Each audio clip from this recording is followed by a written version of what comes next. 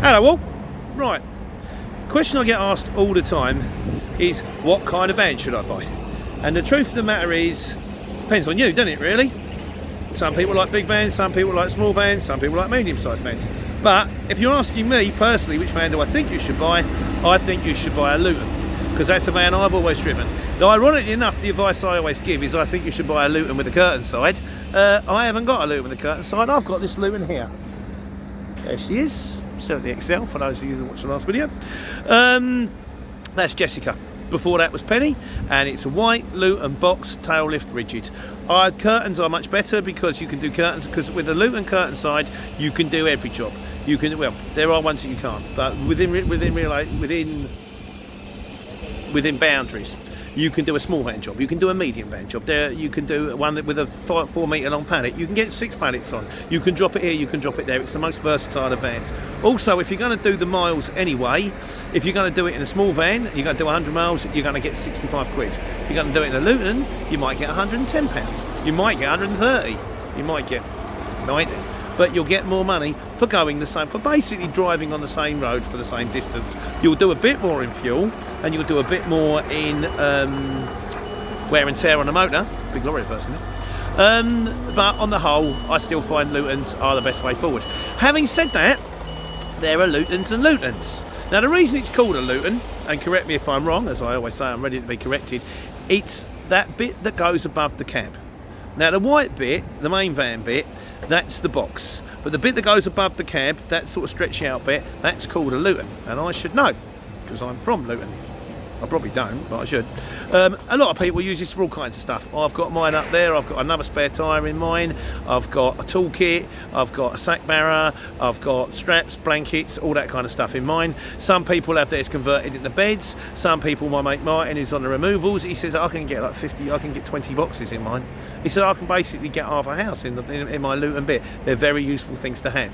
They're also useful because you've got that extra bit above the cab, if you have to get in a 5 metre load, although your bed itself is only 4 metres, if you put it diagonally, angle to angle, you can get 5 metres in, you can get long carpets in, which means they can use you rather than using the 7.5 tonner, which means rather than having to pay £250 a mile, they can get it off at £120 a mile, maybe even less. So that's why I like Lutons. But there aren't just Lutons, because when they build that bit, that body, they build it and then they put the box on afterwards, so you can get flatbed Lutons. Which, with the advantage of flatbed Luton, is A, it's light, and B, you can get a tall load on it. So if you've got a pallet that's 2.5 metres long, that ain't going to go in any normal van. If you can put it on a flatbed Luton, you can crane it on, you can crane it off, and you can strap it down, you've got an advantage.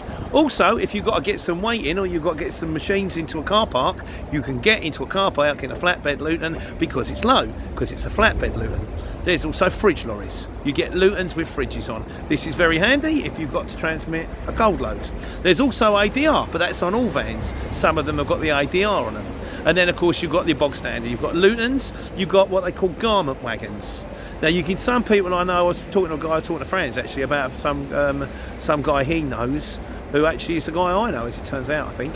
And he's got a garment wagon, but the garment wagon is it's specially made with an alloy body, and it's a low loader, so you can walk straight in and walk straight out. The advantage of this, alley body, no tail lift, you can carry 1.5 tonne, because there's no weight to a thing. Then after that, you've got Lutons like mine with a box and a tail. It's nice to have the rigid box, it's security, no one can slash the side of it, not that they really do anyway. If you've got a load of aluminium ducting pipes and you load that into a curtain side and you're not strapped properly, you go around a corner, it's going to bulge against the curtain, your van's going to start driving funny, it's a danger. But if you've got a curtain side, A, you've cut the 2 great big wooden panels off the side of your Luton, so it's a lot lighter, and B, you can load 4 metre pallets with a fork truck on the side of it, on and off. So you've got low loaders, you've got Luton boxes with tail lifts, you've got Lutons, just, they'll still call it a Luton even if it's a box van, even if it hasn't got that bit above the cab. But that bit above the cab, most of them have got them, it's definitely worth having. Yeah, and you've got ones like Jessica here, and they're lovely. And she's lovely. But yeah, that's basically the size of things I recommend Lutons. But I've done a video, which one's best for you?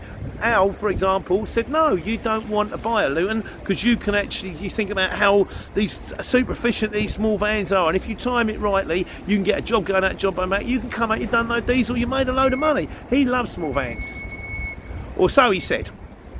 He took delivery of his Luton on Friday. I've been right. Who knows? Anyway, that's it. Usual nonsense. More usual nonsense coming. Thank you for watching, and take care, take money.